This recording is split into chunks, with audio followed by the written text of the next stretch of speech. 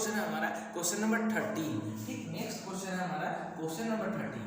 देखिए ये क्वेश्चन है ना, हमको बिहार बोर्ड के व्यू से काफी अच्छा लगता है, मतलब अच्छा क्वेश्चन है। ठीक, इसमें आपको कुछ खुद सोचना होगा। ठीक, और इसमें थोड़ा बहुत आपका नॉलेज टेस्ट कर लिया जाएगा। बिहार बोर्ड में अक्सर ऐसा क्वेश्चन नहीं आता है, लेकिन ये क्वेश्चन 2009 का है। ठीक, इसीलिए इतना अच्छा क्वेश्चन है। ठीक, अब कब है तो बस फार्मूला बेस आया। ठीक, ये चलो आगे बढ़ो। अब इस 2009 का है, इसीलिए थोड़ा अच्छा क्वेश्चन है। तो इसमें ध्यान से सुनिएगा जो हम क्वेश्चन पढ़ रहे हैं, और आपको तो पीडीएफ मिलेगा तो देख लीजिएगा। ठीक, तो क्वेश्चन क्या है, magnetic field at the centre of a circular loop of area A is B and magnetic moment. देखिए इसमें सिर्फ आपको क्या किया है, बस एक सर्कुलर लूप जिसका एरिया ए है और उसका मैग्नेटिक फील्ड बी है, ये दिया है। और बोला है क्या, आपको क्या बोल दिया है कि मैग्नेटिक मोमेंट बताने के लिए, मैग्नेटिक मोमेंट देने के लिए। आधा बच्चा तो इसको जल्दी छोड़ देगा अभी के समय में। अभी अगर इस साल पूछ दिया जाए, अगले साल पूछ दिया जाए, कभी भी पूछ दिया अब क्या बोलते हैं, तो हमको लगता है आधा बच्चा ये छोड़ देगा। ठीक, 2009 में अच्छा क्वेश्चन पूछ दिया था, एरिया ए और मैग्नेटिक फील्ड बी है, तो मैग्नेटिक मोमेंट निकालने का क्या फॉर्मूला होता है, आई ए। इसमें ये आई क्या है, करंट है, ए क्या है, एरिया है। ठीक, ए क्या है, एरिया है। ठीक, तो इसमें देखिएगा करंट हमको, एरिया तो चलिए ए दिया हुआ है, लेकिन करंट कहाँ से आएगा। ठीक, करंट कहाँ से आएगा इसे देखना है। तो सबसे पहले हम लोग क्या करते हैं, यहाँ से कुछ एज्यूम करते हैं कि चलिए इस एरिया जो सर्कुलर रूप है उसका रेडियस आर है। ठीक, उसका रेडियस आर है, तो एरिया का फॉर्मूला क्या हो जाता है, A equal to pi R square. Circular रूप का एक फॉर्मूला हो जाता है, तो आर क्या हो जाएगा यहाँ पे, R square equal to A by pi. R क्या हो जाएगा इसका यहाँ पे आपको root under A by pi, ये आपका आर हो जाएगा। ठीक, ये मैग्नेटिक मोमेंट का फॉर्मूला है, इसको हम बाद में देखेंगे। ये हमको पहले क्या करंट तक पहुंचना है। ठीक, तो ये रेडियस निकल गया हम लोग का, रेडियस निकल गया। उसके बाद हम लोग क्या करते हैं, मैग्नेटिक फील्ड भी दिया हुआ है, तो मैग्नेटिक फील्ड का फॉर्मूला क्या होता है, mu not I by 2r। ये सर्कुलर लूप का जहां पे हमको सिर्फ रेडियस पता है, उसका क्या होता है, मैग्नेटिक फील्ड का फॉर्मूला होता है mu not I by 2r। तो यहाँ देखिए हमको रेडियस पता है, बी पता है, म्यू नॉट कांस्टेंट है, आई हमको यहाँ से निकाल सकते हैं। तो हम लोग जो रास्ता पे है सही रास्ता पे है, तो आई इक्वल टू क्या हो जाएगा, 2rb बाई म्यू नॉट। ठीक, 2rb बाई म्यू नॉट, और r क्या है यहाँ पे पुट कर दे वैल्यू r को, इसको r यहाँ से यहाँ पर पुट कर देते हैं इसको यहाँ पे, तो यहाँ क्या हो जाएगा, i equal to 2 root under a by pi b by mu not.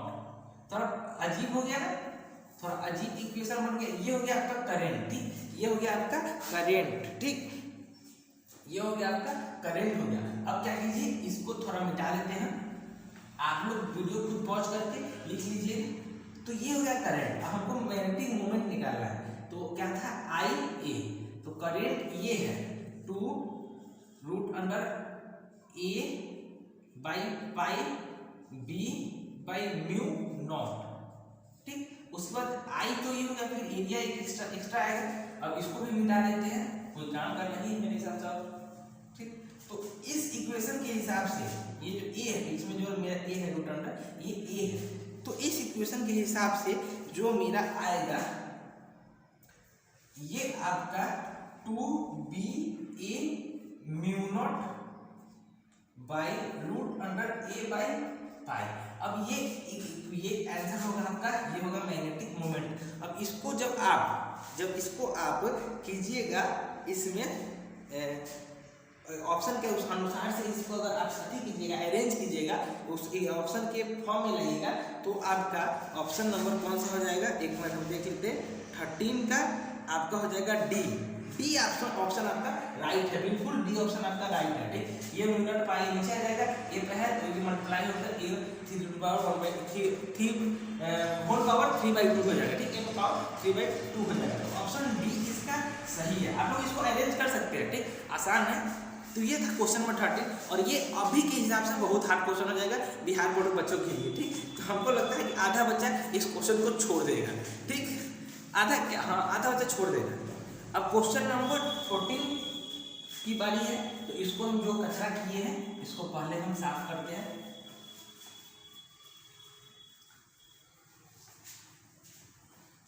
देखिए ये सब क्वेश्चन आप पूछे ना, तो बच्चे का अच्छा नॉलेज टेस्ट हो जाता है, ठीक। और अभी के समय में तो मेरे हिसाब से फार्मूला एसआई यूनिट और डायमेंशन क्या है ये आपको कुछ पूछ ही नहीं रहा है। तो क्वेश्चन नंबर 14 क्या है? Question number 14, the magnetic induction B and intensity of magnetisation B M are related together. अब ये फार्मूला है, ठीक, ये फार्मूला है मैग्नेटिक फील्ड B और magnetic intensity of magnetisation B, इसका जो किस फॉर्म में किस इसमें option A B C D दिया हुआ है उसमें सबसे जो अच्छा रिलेटेड सबसे जो सही इक्वेशन होगा उसको टिक मारना है। तो ऑप्शन डी आपका सही है। एनसीईआरटी खोल के देखिएगा आपको पता चल जाएगा।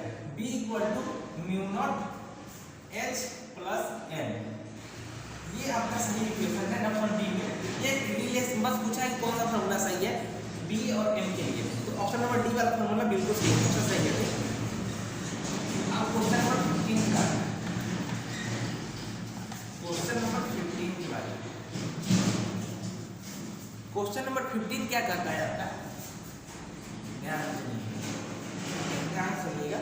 To long parallel wires bearing current I each and separated by R exert a force F on each other। बोला कि दो पैरेलल वायर है जिसके पास करंट I है दोनों के पास, और वो दोनों एक दूसरे से R डिस्टेंस पे सेपरेटेड है, और जो फोर्स एग्जर्ट कर रहे हैं एक दूसरे पे F फोर्स कर रहे हैं, ठीक। उसके बाद तो हम यहाँ पे समझा देते हैं। एक वायर ये हो गया, एक वायर ये हो गया, डिस्टेंस R है, करंट I भी कर रहा है, करंट I भी कर रहा है, फोर्स F लगा रहा है, ठीक, ये फोर्स F लगा रहा है, ठीक। उसके बाद if the current in each wire increase by 2I, देखिए बोल रहा है कि करंट को दोगुना बढ़ा कर दिया जाता है, 2I कर दिया जाता है, इसको 2I इसको 2I, तो हम भी कर देते हैं इसको 2I ना। तो पहले इसका फोर्स का फार्मूला लिख लेते हैं। फोर्स का फार्मूला क्या होता है? फोर्स का फार्मूला क्या होता है किसी को पता है? Mu naught I square by 2R, ठीक, 2 पाई R होगा, ठीक, 2 पाई R, mu naught I square by 2 pi R force का फार्मूला होता है दो पैरेलल वायर का, ठीक। तो ये हो गया मेरा इसके लिए। अब बोल रहा है क्या, अब हम लोग देखेंगे नेक्स्ट में न्यू F N लिख दीजिए, F न्यू, ठीक, F N को हम न्यू लिख देते हैं, ठीक, सबसे अच्छा। तो इसको बोल रहा है कि करंट को दोगुना बोल देता है नेक्स्ट आगे क्वेश्चन में, ठीक, करंट को दोगुना कर देता है, ठीक। और बोल रहा है कि डिस्टेंस को R से R/2 कर देता है, R से R/2 कर देता है। तो फोर्स पूछ रहा है कि फोर्स क्या होगा, फोर्स बिकम, तो फोर्स हमको यहाँ पर पता नहीं है, तो कुछ नहीं, यही फार्मूला अप्लाई करेंगे। म्यू नॉट I क्या किया है, अलग बढ़ा दिया है, 2I लिख देंगे यहाँ पे, और 2 पाई R/2 का होल स्क्वायर, ये R/2 का होल स्क्वायर होगा, नहीं R/2 पाई R हो जाएगा, ठीक, 2 पाई R हो जाएगा। तो इसको जब हम लोग सॉल्व करेंगे, इसको जब सॉल्व करेंगे 2 2 4 हो जाएगा, 4I स्क्वायर म्यू नॉट, और उसके बाद ये 2 पाई R, 2 से 2 कट जाएगा, पाई बाई R हो जाएगा। इसको छोड़िए, काटिए मत, इसको काटिए मत, काटिएगा तो बहुत थोड़ा प्रॉब्लम हो जाएगा। तो इस 2 को ऊपर भेज दीजिए, नीचे वाले 2 को, और यहाँ 2 पाई R ही रहने दीजिए। तो 2 मल्टीप्लाई होके यहाँ पे लिख देते हैं हम 8 म्यू नॉट I स्क्वायर हो जाएगा, उसके बाद 2 पाई R। तो ये देखिए ये वाला हो गया, AF हो गया। तो ये नया मेरा जो फोर्स न्यू होगा, वो जो फोर्स न्यू होगा वो 8F क्या आता है, ठीक, थोड़ा कच्चा कर दिए हैं पर कोई बात नहीं, force new equal to 8F हो जाएगा, ठीक, force new equal to 8F, क्योंकि इसकी जगह पे हम F ये वाला फोर्स डाल देंगे तो यही पूछ रहा है कि कितना हो जाएगा, तो 8F, ऑप्शन नंबर ए सही हो जाएगा, ठीक, ऑप्शन नंबर ए सही हो जाएगा 15 का, ठीक। 16 क्या है ध्यान से देखिएगा। अब क्वेश्चन नंबर 16 क्या है? The magnetic induction eight A distance R from a long straight conducting wire with current I, ठीक।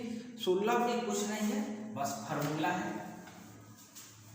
16 जो क्वेश्चन है उसमें भी फोर्स ही पूछ रहा है, मैग्नेटिक इंडक्शन, यानी उसी को मैग्नेटिक फील्ड बोलते, मैग्नेटिक फील्ड है, ठीक, मैग्नेटिक इंडक्शन पूछ रहा है, ठीक, मैग्नेटिक इंडक्शन जो फोर्स होता है। तो क्वेश्चन नंबर 16 का फार्मूला क्या होगा? एक लॉन्ग करंट वायर है, उसका I दिया हुआ करंट, और बोल रहा है कि रेडियस डिस्टेंस R है, ठीक, रेडियस डिस्टेंस R है, कहीं से पॉइंट से पूछ रहा है कि उसका मैग्नेटिक फील्ड कितना हो जाएगा, ठीक, मैग्नेटिक फील्ड कितना हो जाएगा। तो अभी तो देखिए थोड़ा देर पहले म्यू नॉट r/2πr। ठीक, यहाँ पे ये होगा फॉर्मूला। ठीक, हम लोग देखे हैं। और उसके बाद ये फॉर्मूला हो जाएगा। तो क्या बोल रहा है ये, तो ये देखिए किस फार्मूला से मैच करता है, यही फार्मूला ही पूछ रहा है, यही फार्मूला होता है इस चीज की कंडीशन के लिए। तो किससे मैच कर रहा है, तो ये किसी से मैच नहीं कर रहा है। तो एक काम कीजिए, इसको क्या कीजिए, ऊपर 2 से मल्टीप्लाई कर दीजिए, नीचे 2 से मल्टीप्लाई कर दीजिए। तो ये b इक्वल टू हो जाएगा μ0i 2 μ0i/4πr।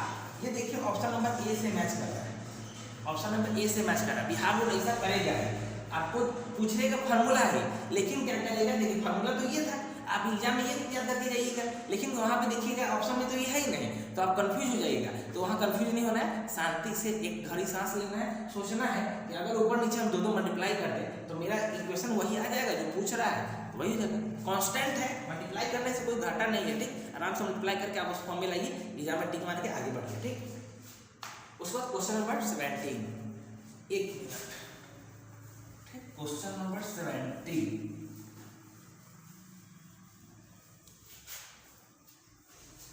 क्वेश्चन नंबर 17 क्या है, क्वेश्चन नंबर 17 है, a current I is set up in a circular coil of n turns and radius r, the magnetic induction at the center। बस ये भी formula ही है। ठीक, ये जो I करंट है वो सर्कुलर कॉइल जो करंट कैरी कर रहा है जिसका रेडियस r है, सेंटर में मैग्नेटिक, ये भी पूछ रहा है, फार्मूला ही है। ठीक, फार्मूला है, क्या होता है, μ0ni/2r, μ0i/2r। ये फार्मूला होता है। ठीक, ये फार्मूला होता है, सेंटर पे किसी भी सर्कुलर लूप के सेंटर पे जो रेडियस r दिया रहेगा उसके सेंटर पे जो मैग्नेटिक फील्ड होगा उसका फार्मूला μ0n/2r हो जाएगा। ठीक, μ0n/2r हो जाएगा 17 में। ठीक, μ0i/2r, μ0in, option number D सही है। ठीक, ऑप्शन नंबर डी इसका सही है, मैच कर रहा है। इसमें आपको थोड़ा उतना दिमाग नहीं लगाना पड़ेगा। ठीक, ठीक, और एन देखिए, ऑप्शन नंबर बी भी सही हो जाता, लेकिन उसमें अगर एन दे देता था, ऊपर नीचे दो मल्टीप्लाई कर देते और एन दे देता ऊपर डिनोमिनेटर में, तो ऑप्शन सही हो जाता, लेकिन यहाँ पे आपको एन भी डिनोट करना था, तो ऑप्शन नंबर डी सही हो जाएगा। ठीक,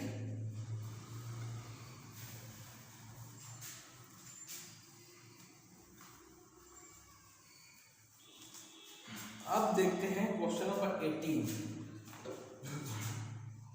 क्वेश्चन नंबर 18 क्या है, देखिए, a wire of magnetic dipole moment m and length l is bent into shape of a semicircular of radius r, what will be made for new dipole। देखिए पूछ रहा है कि एक वायर है जिसको हम लोग सेमी सर्कुलर लूप में कन्वर्ट कर देते हैं, जिसका मैग्नेटिक डाइपोल m है, इस वायर का मैग्नेटिक डाइपोल m है, वायर का मैग्नेटिक डाइपोल m है और लेंथ l है, उसको सेमी सर्कुलर डिस्क में कन्वर्ट कर देते हैं। तो उसका पूछ रहा है कि अब इसका नया डाइपोल मोमेंट क्या हो जाएगा। अब इसका नया डाइपोल मोमेंट क्या हो जाएगा, कुछ नहीं करना है, बस इसको ये मान लीजिए l है पूरा लेंथ, तो हम इसको रेडियस r मान लेते हैं, ये r हो जाएगा। ठीक, तो कुछ नहीं करना है, ये सेमी सर्कुलर है, तो क्या कीजिएगा, इसका जो होता है l इक्वल, इसके सेमी सर्कुलर का पेरिमीटर का फार्मूला क्या होता है। ठीक, तो क्या आता है, perimeter b equal to 2r, ये 2r प्लस पाई l। ठीक, ये हो जाता है। ठीक, ये पेरिमीटर का फार्मूला हो जाता है, तो इसको l के टर्म में लिख लीजिए। ठीक, l के टर्म में हो जाता है पाई l। ठीक, ये कुछ डायरेक्ट इसको छोड़ दीजिए, अब इसको भी मत छोड़िए, इसको भी छोड़ दीजिए, l डायरेक्ट निकाल लीजिए, पाई l सेमी सर्कुलर हो जाता है, इसी को नोटेट करते हैं, तो पाई r हो जाता है, और जिसका जब r क्या हो जाएगा, रेडियस l/पाई हो जाता है। ये रेडियस निकल गया और ये मोमेंट दिया हुआ मैग्नेटिक मोमेंट, उससे करंट निकाल लीजिए, तो यहाँ रेडियस इस एरिया निकाल लीजिए। ठीक, ये मोमेंट दिया हुआ है, इससे करंट निकाल लीजिए, ये रेडियस है, रेडियस r से एरिया निकाल लीजिए, एरिया। ठीक, रेडियस r से एरिया निकाल दीजिए और फिर I इंटू r कर दीजिए, magnetic moment directly I into a कर दीजिएगा, तो इसका नंबर ऑप्शन जो आपका सही होगा वो ऑप्शन डी सही हो जाएगा। ठीक, 2m/पाई इसका सही ऑप्शन हो जाएगा। लेकिन एक बात ध्यान दीजिएगा, m जो है ना, m के ही टर्म में लाइए, मैग्नेटिक मोमेंट के ही टर्म में ला दीजिएगा तो जल्दी आ जाएगा। ठीक, उसका क्वेश्चन नंबर 19 क्या है, क्वेश्चन नंबर 19 पूछ रहा है, when magnetic moment of an oscillating magnet increases its time period इसका जो टाइम पीरियड है वो क्या होगा, ठीक।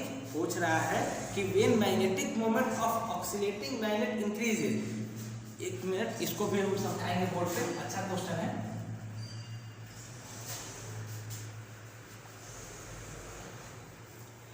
ये क्वेश्चन समझ लीजिए, अच्छा क्वेश्चन है ये क्वेश्चन। मैग्नेटिक मोमेंट और ऑक्सीलेटिंग मैग्नेट, ये जो मैग्नेट है, इसका जो मैग्नेटिक मोमेंट m होगा वो ये मैग्नेटिक, ये क्या कर रहा है, मैग्नेट का ये ऑक्सीलेट कर रहा है, इधर इधर ऑक्सीलेट कर रहा है। तो इसका पूछना है टाइम पीरियड क्या होगा व्हेन मैग्नेटिक मोमेंट, इसका मैग्नेटिक मोमेंट जब हम इंक्रीज करेंगे, इस जब ऑक्सीलेट कर रहा है जो ये बार मैग्नेट, इसका मैग्नेटिक मोमेंट जब हम इंक्रीज करेंगे तो इसका जो टाइम पीरियड है वो क्या करेंगे। तो जब इसका टाइम पीरियड का फॉर्मूला हो जाता है 2π√i/m/b, ठीक। क्वेश्चन नंबर कितना है आपका, ये क्वेश्चन नंबर 19 है, ठीक। तो ये हो जाता है 2π√i/m/b। तो मैग्नेटिक मोमेंट ये जब हम इंक्रीज करेंगे, ठीक, ये मास होता है लेकिन मास रिलेटेड होता है, ठीक। जब ये मास होता है तो मैग्नेटिक मोमेंट निकले I × A, एरिया जब निकालते हैं तो एरिया मास से रिलेटेड होता है। तो जब इसको हम इंक्रीज करेंगे तो ये डिक्रीज करेगा, क्या करेगा, ये डिक्रीज करेगा, ठीक। इसका टाइम पीरियड, ये मैग्नेटिक, ये जब इंक्रीज करेगा या ये मैग्नेटिक फील्ड जब इंक्रीज करेगा, दोनों में से कोई इंक्रीज करेगा तो टाइम पीरियड डिक्रीज करेगा। तो ऑप्शन ए आपका क्या होगा, बी ऑप्शन सही होगा, 19 का बी ऑप्शन सही होगा। टाइम जब इंक्रीज होगा तो टाइम पीरियड डिक्रीज होगा, ठीक। मैग्नेटिक मोमेंट इंक्रीज करेगा तो टाइम पीरियड डिक्रीज करेगा, ठीक। उसके बाद क्वेश्चन नंबर 20, क्वेश्चन नंबर 20 क्या है, ध्यान दीजिए, ठीक। क्वेश्चन नंबर 20 कहा गया, देखिए क्वेश्चन नंबर 20 भी 2018 में आया हुआ है और अच्छा क्वेश्चन है, ठीक। क्वेश्चन नंबर 20 भी 2018 में आया हुआ है और अच्छा क्वेश्चन है, ठीक। भारी भरकम कह सकते हैं, ठीक, भारी भरकम कह सकते हैं, ठीक। क्वेश्चन नंबर 20 ध्यान से सुनिएगा क्या है। A circular coil of radius r carries a current I and magnetic field at its center is B. At what distance from the center on the axis of the coil the magnetic field will be 8/B। पूछ रहा है कि radius r बताइए नया वाला, जब इसका magnetic field B से B/8 हो जाए, ठीक। तो उसको आपको बताना है, तो कुछ नहीं करना है, फार्मूला डालिएगा, ठीक। B किसी भी पॉइंट x के लिए जो हमको पूछना है मैग्नेटिक फील्ड μ0 I, ठीक, μ0 I n r², n number of turns होता है कॉइल का, ठीक। उसके बाद 2r² x²/3/2 होता है, ये फार्मूला होता है आपका, ठीक। ये फार्मूला होता है, ये किसी भी पॉइंट x के लिए, और इसका सेंटर क्या होता है, बी सेंटर पर के लिए क्या होता है, जब x क्या हो जाएगा, 0 हो जाएगा, ठीक। x क्या हो जाएगा, 0 हो जाएगा, ठीक। तो ये क्या हो जाएगा, μ0 n I/2r, ये सेंटर पे के लिए हो जाएगा, ठीक। जब x आप 0 कीजिएगा तो ये 2 से 2 कट जाएगा, 3 से r/2 r बच जाता है, ये सेंटर पर का ये होता है। तो इस दोनों को बस रिलेट कर दीजिए, ठीक। ये दोनों को रिलेट कर देते हैं, तो ये फार्मूला आप लोग लिख लीजिए, उसके बाद हम इसको मिटा देते हैं। उसके बाद ये दोनों को रिलेट ही करना है, कुछ नहीं करना, इक्वल करके। वही तो पूछा है कि सेंटर पे जब B है तो पूछ रहा है कि किस स्टेशन पे रेडियस कितना हो जाएगा, ठीक। जब मैग्नेटिक फील्ड B/8 हो जाएगा तो रेडियस कितना हो जाएगा, ठीक। तो कुछ नहीं करना है, बस दोनों को रिलेट करना, μ0 n I/r² x² r²/3/2, ये फार्मूला था आपका, ठीक। दोनों के क्या करना है, B/8 हो गया, B/8 का, तो सेंटर पर का B/8 था, इसका B/8 था, तो यहाँ 8 कर देंगे, ठीक। B जो किसका फॉर्मूला था, मैग्नेटिक फील्ड का ना, तो ये B/8 हो रहा था तो हमको नीचे 8 देना होगा, ठीक। μ0 n I, और यहाँ 8 इसीलिए दे रहे हैं कि B का 8 कम हो जाता, B/8 था, तो यहाँ पे B हम दोनों का Bx और BC डिस्कस करे थे, ये इक्वल कब होगा, जब ये 8 हो जाएगा था, जब 8 हो जाना था B8 हो जाएगा, B/8 हो जाएगा, तो ये भी हम ये लिखेंगे 8, ठीक। उसके बाद 2r, तो इसमें कुछ नहीं करना है, बस इसको कट्टम कोटा, μ0 से μ0 जाएगा, I से n से जाएगा, I से I जाएगा, ठीक।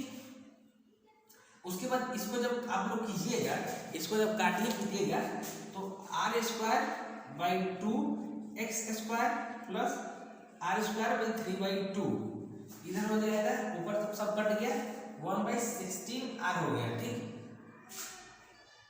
तो ये 16 2 से 16 को 8 मरते काट दीजिए, ये भी गया।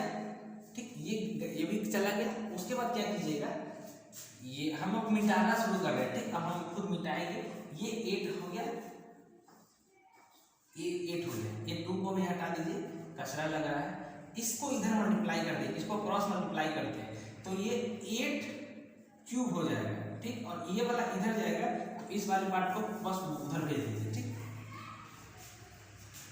Are square plus x square 3/2 है, तो कुछ नहीं करना है, ये 3/2 है, इसको 2r का होल क्यूब कर दीजिए, और ये r square x square by 3/2 है।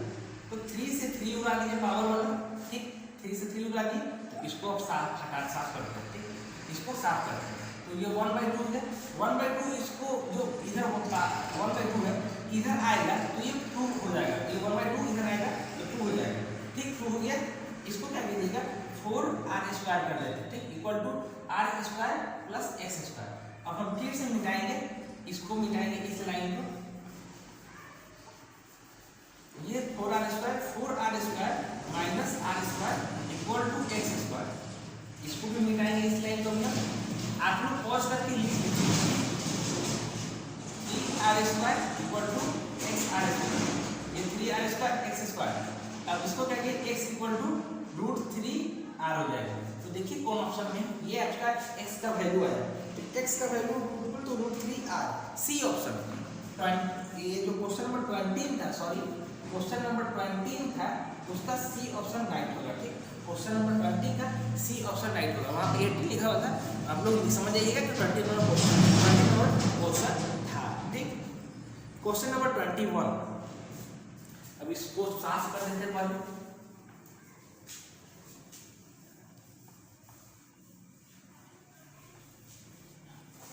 ये देखिए, ये जो 2018 में आया, ये 2009 में आया, तो ये सब क्वेश्चन थोड़ा हार्ड होता है, तो ये सब बहुत टाइम खा जाएगा मेरे हिसाब से। तो ऑब्जेक्टिव में इसीलिए शायद टाइम कम देता है, क्वेश्चन भी ज़्यादा आता है, इसीलिए इसे बनाने बच्चा बच जाए तो 2-3 मिनट तो इसी तरह चल जाए, तो बच्चा क्या 150 क्वेश्चन बनाएगा उस टाइम में। इसलिए शायद हमको लगता है कि ये क्वेश्चन नहीं देता है। ठीक, इस तरह का क्वेश्चन हम नहीं देता है। ठीक, क्वेश्चन नंबर 21 देखते हैं। ठीक, 21,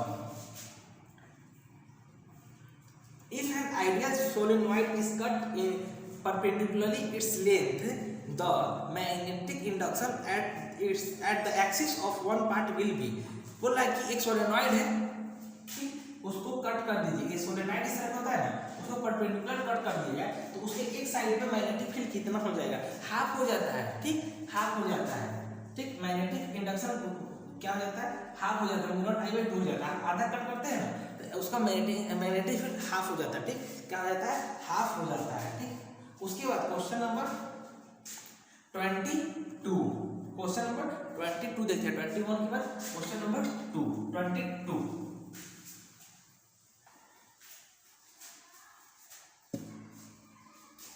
क्वेश्चन नंबर 22। ठीक, क्वेश्चन नंबर 22 क्या है, uniform magnetic induction B 3000 G is applied along positive z axis in which the position shown in the rectangular current loop in stable equilibrium।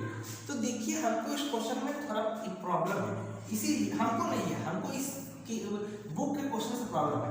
इसमें सिर्फ बस मैग्नेटिक फील्ड दिया हुआ है। ठीक, और पूछ रहा है कि इसमें जो ग्राफ दिया हुआ है ABCD ऑप्शन में, उसमें बोल रहा है कि कौन स्टेबल होगा। तो हम ये बात बताएंगे कैसे, इसमें हमको करंट दिया ही नहीं हुआ है। ठीक, इसमें हमको डिस्टेंस दिया ही नहीं हुआ, आर जो डिस्टेंस होता है वो दिया ही नहीं हुआ है।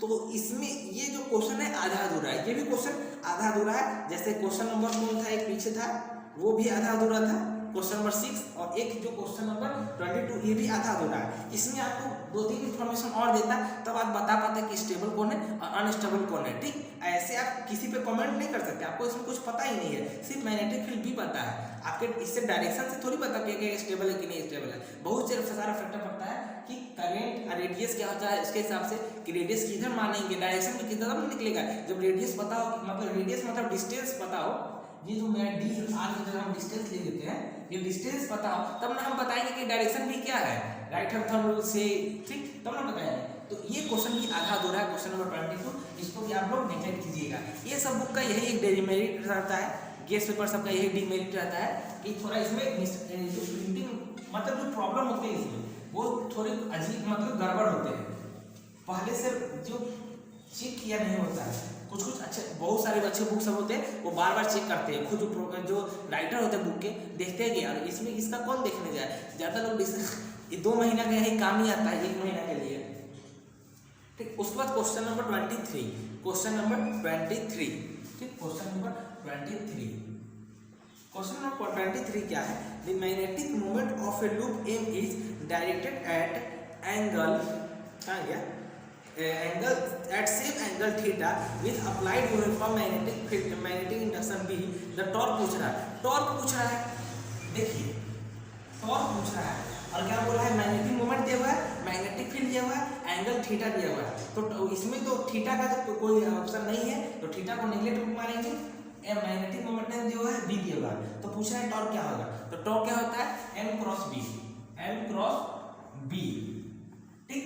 अगर टॉर्क का मैग्नीट्यूड पूछता तो एम बी साइन थीटा हो जाता, एम बी साइन थीटा हो जाता, ठीक। लेकिन यहाँ पे सब हमको ये लेके चलना है। तो ये क्वेश्चन नंबर क्या था आपका, क्वेश्चन नंबर 23 था, ठीक, क्वेश्चन नंबर 23 था, ठीक, क्वेश्चन 23 का ऑप्शन एम बी, ये ऑप्शन सही हो जाएगा, ठीक। उसके बाद देख रहे हैं question number 24, when an ammeter is shunted it total resistance in the circuit, total resistance circuit का क्या होता है, जब एक एमीटर में हम एक रेजिस्टेंस छोटा सा रेजिस्टेंस लगाते हैं, क्वेश्चन नंबर 24 में बोल रहा है कि एमीटर में अगर हम छोटा सा रेजिस्टेंस लगाते हैं तो उसका जो टोटल रेजिस्टेंस है वो क्या करेगा, तो ये डिक्रीज करता है, ठीक, वो डिक्रीज करता है, वो डिक्रीज करता है, तो ऑप्शन बी में राइट हो जाएगा। किसी भी एमीटर में अगर आप पैरेलल में एक शंट लगाते हैं तो उसका जो टोटल रेजिस्टेंस है वो डिक्रीज कर जाता है, ठीक।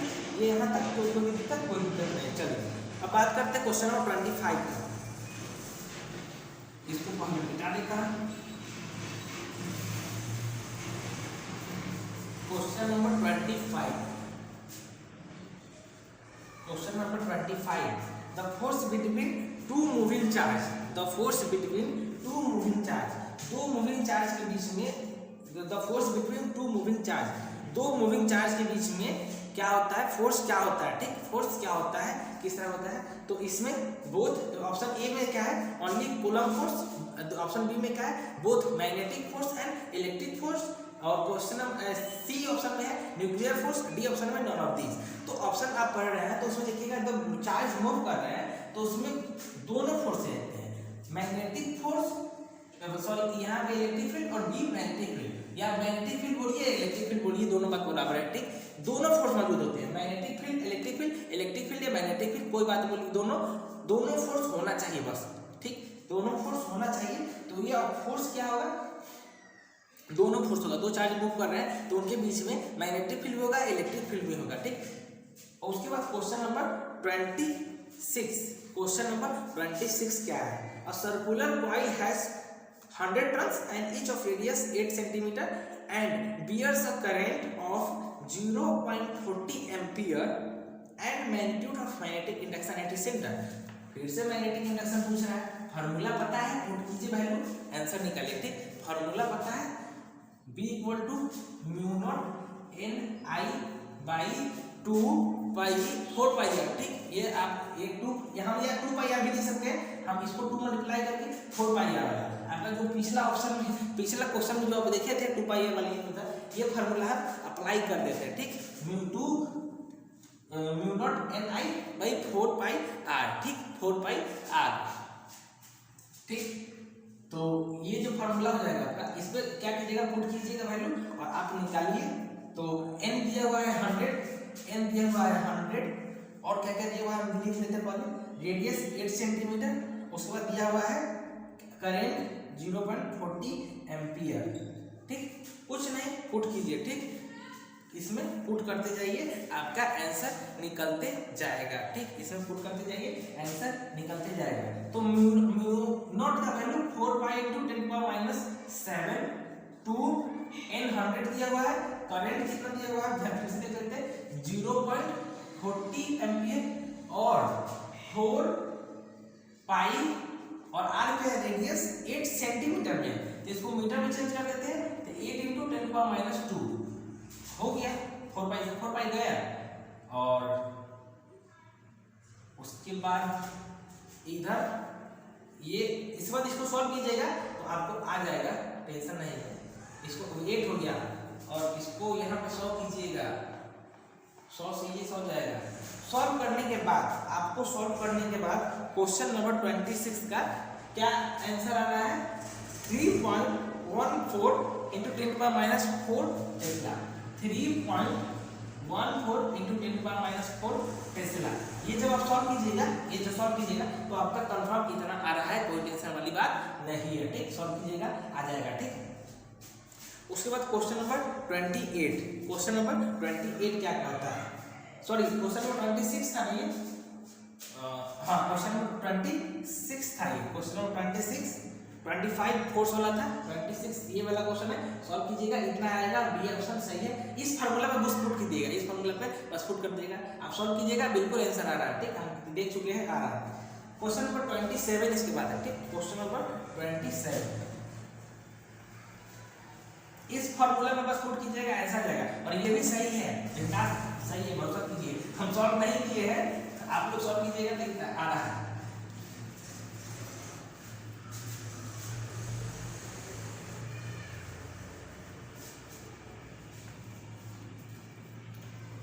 अब क्वेश्चन नंबर 27 की बारी। ठीक, क्वेश्चन नंबर 27 की बारी। तो क्वेश्चन नंबर 27 में क्या कह रहा है, a charge particles इंटर्स into a magnetic field eight 30 degree with induction vector, it path क्या होगा। एक जो चार्ज है वो 30 डिग्री के पर आता है फील्ड, इलेक्ट्रिक फील्ड में 30 डिग्री पे आता है, उसका पाथ क्या होगा। तो हेलिकल पाथ होता है, एनसीईआरटी में दिया हुआ है, हेलिकल पाथ शो करता है। ठीक, option number B helical path show करता है। ठीक, हेलिकल पाथ शो कर देगा इस तरह, स्प्रिंग वाला।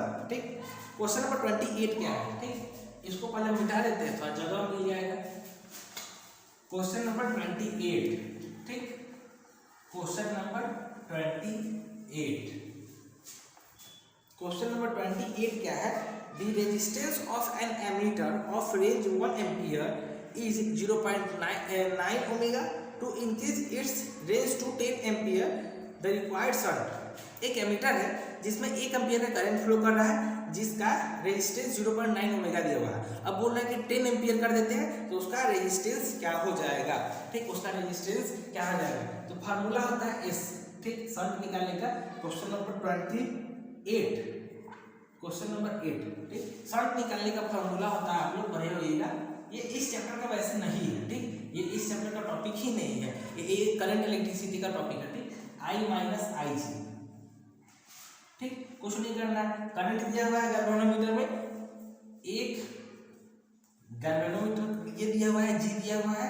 ठीक, वो 0.9 करंट फिर दिया हुआ है, 10 से बढ़ाकर 10 कर देते हैं, और 1 से बढ़ाकर 10 कर देते हैं, और ये 1 है। ठीक, इसको सॉल्व कीजिएगा तो 9 कितना आ जाएगा, 0.1 आ जाएगा। ठीक, 0.9 ओमेगा आ जाएगा। ठीक, ये 0.1 ओमेगा आंसर आ जाएगा। क्वेश्चन नंबर 28 का ऑप्शन में 0.1, सॉरी 0.1 है ना, 0.1 होगा ए ऑप्शन, 28 का ए ऑप्शन। देखिए इसको सॉल्व कीजिए, आ रहा है, ये मल्टीप्लाई 0.1 हो जाएगा, 0.1 ये 9 हो जाएगा, ये 9 हो जाएगा, और ये 0.1 हो जाता है। ठीक, ठीक, बात समझ आया, ये 9 हो जाएगा और ये हो जाएगा। ठीक, क्वेश्चन नंबर 29, क्वेश्चन नंबर 29 क्या है, the magnetic field produce at the centre of A current bearing circular loop is directed.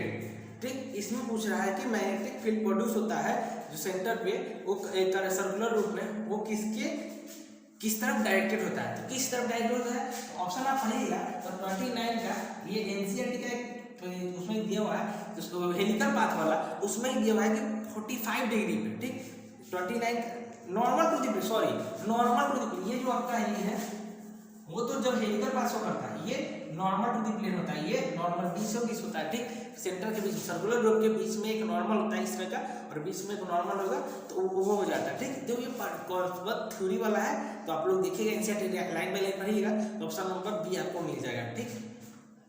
अब आती है क्वेश्चन नंबर 30 की बारी, ठीक है। क्वेश्चन नंबर 30 आज हम लोग 40 क्वेश्चन डिस्कस करेंगे, ठीक। आज हम लोग 40 क्वेश्चन डिस्कस करेंगे।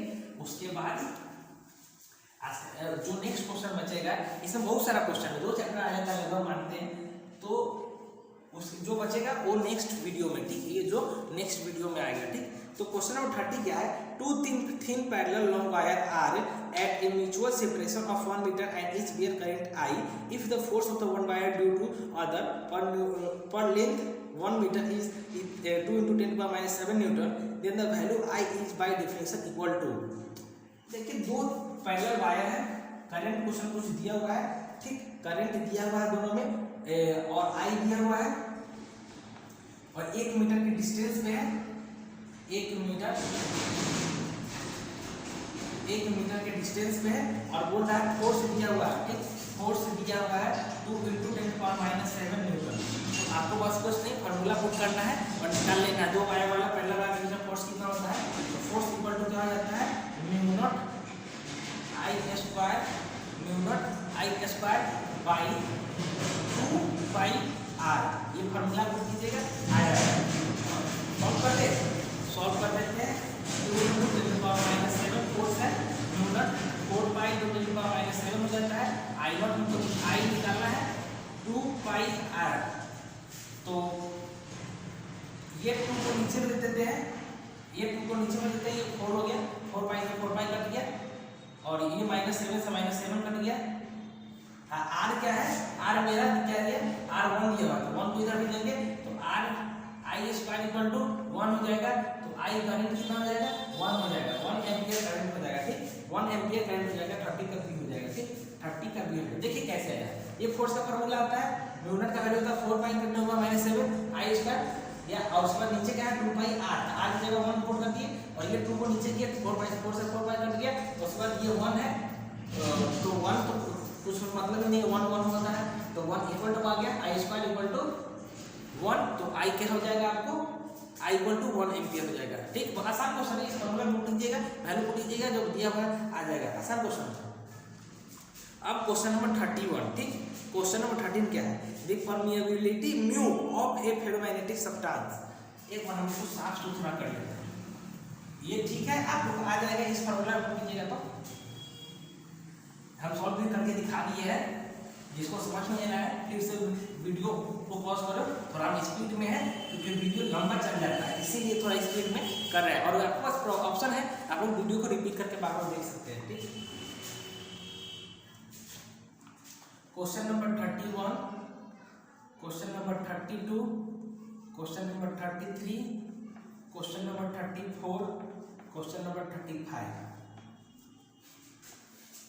क्वेश्चन नंबर 36 नहीं, बाद में, ये सब बाद में, ठीक। क्वेश्चन नंबर 31 क्या कह रहा है, permeability mu of A ferromagnetic substance. एक फेरोमैग्नेटिक सब्सटेंस का परमिएबिलिटी क्या होता है, तो फेरोमैग्नेटिक सब्सटेंस का परमिएबिलिटी म्यू 1 से ज्यादा होता है, 1 से ज्यादा होता है, ठीक। म्यू होता है ना, वो 1 से ज्यादा होता है। फेरोमैग्नेटिक सब्सटेंस का जो म्यू होता है, वो क्या होता है, 1 से ज्यादा होता है। एक मिनट, जो म्यू होता है वो 1 से ज्यादा होता है, ठीक। तो ये किस ऑप्शन में है, ऑप्शन नंबर ए में है, ठीक। ऑप्शन ए में है, ठीक, ऑप्शन ए में है, ठीक। क्वेश्चन नंबर 32 क्या है, dimension of permeability is. Dimension of permeability पूछ रहा है, question number 32 dimension of permeability पूछ रहा है। तो इसका जो ये जो आंसर होगा वो 32 का ए हो जाएगा, ठीक। डायमेंशन परमिएबिलिटी का पूछ रहा है, तो ml t to the power -2 I to the power -2 permeability का, ये परमिएबिलिटी का म्यू पूछा था और ये कितना क्या होता है फेरोमैग्नेटिक सब्सटेंस का, और ये अब इसका डायमेंशन पूछ रहा है परमिएबिलिटी का। तो आप लोग बस डाल दीजिएगा आराम से, ये ऑप्शन होता है रटने वाला है, कोई प्रॉब्लम नहीं है, ठीक। क्वेश्चन नंबर 33 क्या है, angle between magnetic meridian and geographical meridian क्या होता है, वो होता है डिक्लाइनेशन, ठीक। डिक्लाइनेशन होता है, क्या होता है? डिक्लाइनेशन होता है। एंगल बिटवीन मैग्नेटिक मेरिडियन और ज्योग्राफिकल मेरिडियन क्या होता है? डिक्लाइनेशन होता है। बोल रहे थे ना यही सब क्वेश्चन आएगा आगे जो फ्यूचर में, यही सब आएगा जो एग्जाम होगा ना, यही सब आएगा। ठीक, उससे पूछ रहा है निकेल क्या है? निकेल फेरोमैग्नेटिक सब्सटेंस है। निकेल क्या है? फेरोमैग्नेटिक सब्सटेंस है। क्वेश्चन नंबर 34 का सी। 35 क्या है? The value of magnetic force field at the surface क्या होता है? 1 गॉस होता है।